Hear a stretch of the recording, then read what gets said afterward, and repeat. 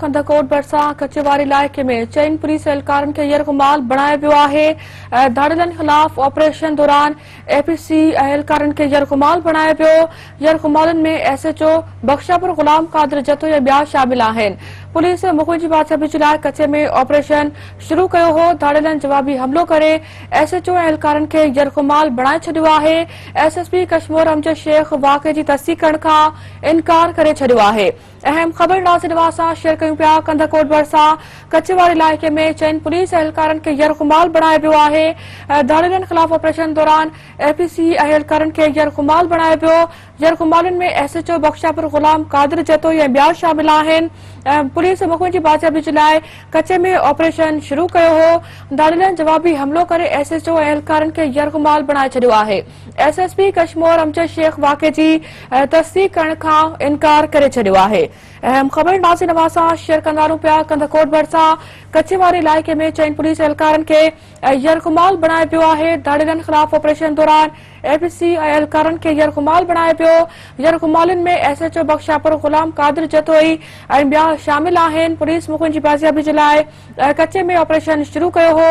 धाड़िलनि जवाबी हमलो करे एसएचओ एहलकारनि खे यरग़माल बणाए छॾियो आहे। नाज़िर नवाज़ खे ॿुधाईंदा हलूं त एसएसपी कश्मीर अमजद शेख वाक़े जी तस्दीक़ करण खां इनकार करे छॾियो आहे।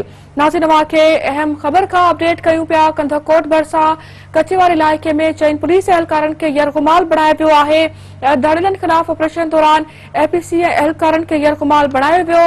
यरग़मालनि में एसएचओ बख्शापुर गुलाम कादिर जतोई ऐं ॿिया शामिल आहिनि। पुलिस मुख़बिर जी बादशाही जे लाइ कचे में ऑपरेशन कयो हो।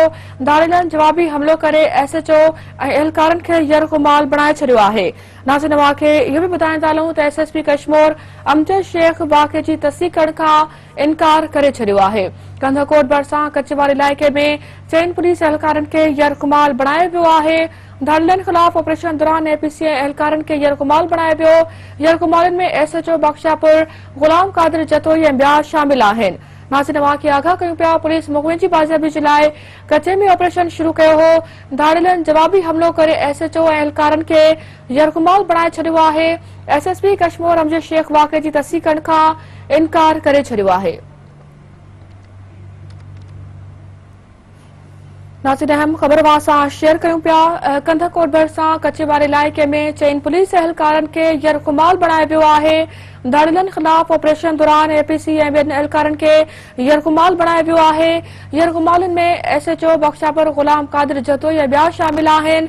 पुलिस मुख़बिर जी बादशाही जे लाइ कचे में ऑपरेशन शुरू कयो हो। धाड़िलनि जवाबी हमलो करे एसएचओ ऐं एहलकारनि खे यरग़माल बणाए छॾियो आहे। एसएसपी कश्मीर अमजद शेख वाक़े जी तस्दीक़ करण खां इनकार करे छॾियो आहे। अहम ख़बर नाज़िर नवाज़ सां शेयर कयूं पिया। कंदकोट भरिसां कचेवारी इलाइक़े में चईन पुलिस एहलकारनि खे यरग़माल बणायो वियो आहे। धाड़िलनि ख़िलाफ़ ऑपरेशन दौरान एपीसी एहलकारनि खे यरग़माल बणायो वियो आहे। यरग़मालनि में एसएचओ बख्शापुर गुलाम कादिर जतोई ऐं ॿिया शामिल आहिनि।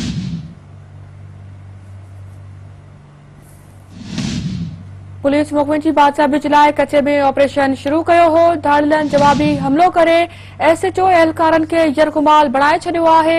एसएसपी कश्मीर अमजद शेख वाक़े जी तस्दीक़ करण खां इनकार करे छॾियो आहे। नाज़िर नवाज़ खे अहम ख़बर ॾींदा हलूं। कंदकोट भरिसां कचेवारी इलाइक़े में चईन पुलिस एहलकारनि खे यरग़माल बणायो वियो आहे।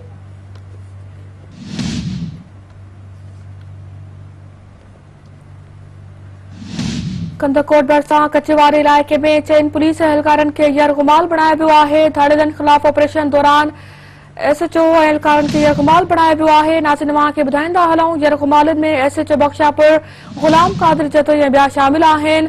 पुलिस मुख़बिर जी बादशाही जे लाइ कचे में ऑपरेशन शुरू कयो हो। धाड़िलनि जवाबी हमलो करे एसएचओ ऐं एहलकारनि खे यरग़माल बणाए छॾियो आहे। एसएसपी कश्मीर अमजद शेख वाक़े जी तस्दीक़ करण खां इनकार करे छॾियो आहे।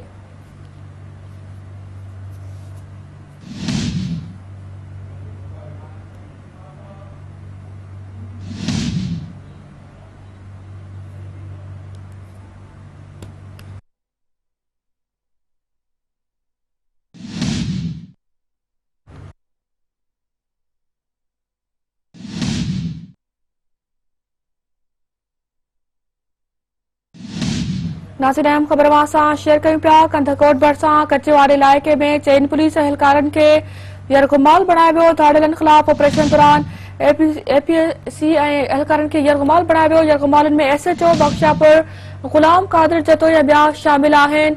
इन हवाले सां अपडेट ॾियण लाइ राब्तो कयो आहे सिंध टीवी न्यूज़ रिपोर्टर बका मोहम्मद बंगवार सां। बका मोहम्मद, अपडेट कजो इन ख़बर जे बारे सां। जीअं त कंधकोट लॻ कचे वारो इलाइक़ो आहे, उते जेका गुबले पुलिस थाणे जो हद आहे, उते बख्शापुर पुलिस जे एसएचओ ग़ुलाम कादिर जतोई जे अॻवानी में उन कचे वारे इलाइक़े में हिकिड़ो धूपोश ॻोहारी आहे बब्बी बंगवार, जंहिंजे घर मथां बख्तरबंद गाॾियूं ऐं हुयूं। साण गॾु एसएचओ मियाणी इलियास उडो ऐं एसएचओ 109 आरडी बादल जसराणी ऐं 5 मोबाइल फोन गाॾियूं साण करे जेका ग़ुलाम कादिर जतोई जे अॻवानी में चढ़ाई करे ॾिनी। चढ़ाई दौरान फायरिंग जी ढेवट थी थी, जंहिंमें फायरिंग दौरान बख्तरबंद गाॾी जेका आहे उते फासी पई, जंहिंखां पोइ एसएचओ बख्शापुर ग़ुलाम कादिर जतोई ऐं ॿिया पंहिंजा पुलिस वारा साथी छॾे फरार थी विया ऐं हथियारबंद जेके हुया उन्हनि बख्तरबंद गाॾी जेका आहे उनखे जेका फासी पई, उते 4 पुलिस एहलकार हुया। उन चइनि पुलिस एहलकारनि खे पिणु यरग़माल करे वरितो। यरग़माल करे हुननि खे पंहिंजे ओताक ते वठी विया, जिते हुननि खे गारगंद करे हुन जूं फोटू बि कढी विया, जेको वीडियो पिणु वायरल कयो वियो। जंहिंखां पोइ राजूनी क्वेश्चन बाद जेका माण्हू उते पहुता ऐं जंहिं उन्हनि सां ॻाल्हियूं करे उन पुलिस वारनि खे इहे इतला आहिनि हिन वक़्त ते उन पुलिस वारनि खे पिणु बाज़ियाब करायो वियो आहे। जी ठीक है बका मोहम्मद, मेहरबानी वाचे नवारे सां तफ़सील ॾियण जे लाइ। नासिर नवां खे पिरो बि अपडेट कंदा हलूं त कंधकोट भरिसां कचे वारे इलाइक़े में चइनि पुलिस एहलकारनि खे यरग़माल बणायो वियो। धाड़ेलनि ख़िलाफ़ ऑपरेशन दौरान एपीसी एहलकारनि खे यरग़माल बणायो वियो। यरग़मालनि में एसएचओ बख्शापुर ग़ुलाम कादिर जतोई ऐं ॿिया शामिल हुआ। पुलिस मौक़े जी बाज़ियाबी लाइ कचे में ऑपरेशन शुरू कयो हो, जंहिं दौरान धाड़ेलनि जवाबी हमलो करे एसएचओ एहलकारनि खे यरग़माल बणायो।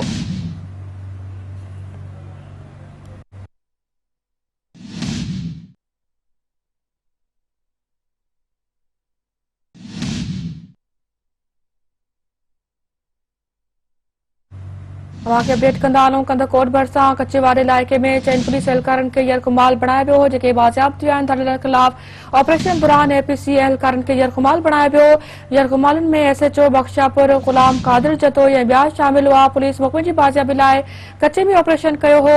धाड़ेलनि जवाबी हमलो करे एसएचओ ऐं एहलकारनि खे यरग़माल बणायो।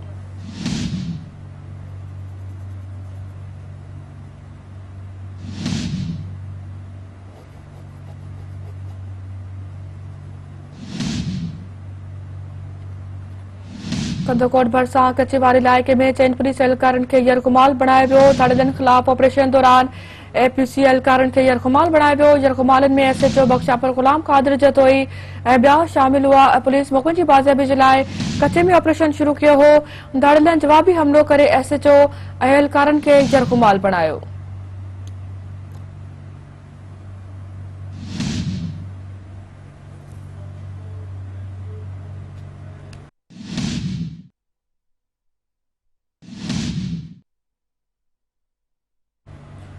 नासिर नवां खे अहम ख़बर खां अपडेट कंदा हलूं पिया। कंधकोट भरिसां कचे वारे इलाइक़े में चइनि पुलिस एहलकारनि खे यरग़माल बणायो वियो, जेके बाज़ियाब थी विया आहिनि। धाड़ेलनि ख़िलाफ़ ऑपरेशन दौरान एपीसी एहलकारनि खे यरग़माल बणायो वियो। यरग़मालनि में एसएचओ बख्शापुर ग़ुलाम कादिर जतोई ऐं ॿिया शामिल हुआ। पुलिस मौक़े जी बाज़ियाबी लाइ कचे में ऑपरेशन शुरू कयो हो। धाड़ेलनि जवाबी हमलो करे एसएचओ एहलकारनि खे यरग़माल बणायो।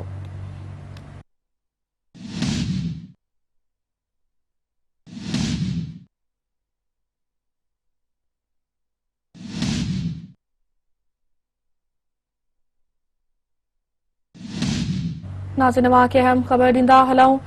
कंधकोट भरिसां कचे वारे इलाइक़े में चइनि पुलिस एहलकारनि खे यरग़माल बणायो वियो। इन हवाले सां तफ़सील ॼाणण लाइ राब्तो कयो आहे सिंध टीवी न्यूज़ रिपोर्टर धीरज कुमार सां। धीरज, तफ़सील ॾिजो इन ख़बर जे बारे सां। जी बिल्कुलु, मां ॿुधाईंदो हलां त बख्शापुर भरिसां गुबलो थाणे जी हद कचे वारे इलाइक़े में धाड़ेलनि ख़िलाफ़ कश्मीर पुलिस जे ऑपरेशन धाड़ेलनि एपीसी ऐं 6 पुलिस एहलकारनि खे यरग़माल बणाए वरितो। इतला मुताबिक़ यरग़माल थियल एसएचओ ग़ुलाम कादिर जतोई, इलियास ओडो, एसएचओ मियाणी ऐं एसएचओ बादल जखाणी ॿिया एहलकार शामिल आहिनि। पुलिस मगरियुनि जी बाज़ियाबी लाइ कचे में ऑपरेशन कयो।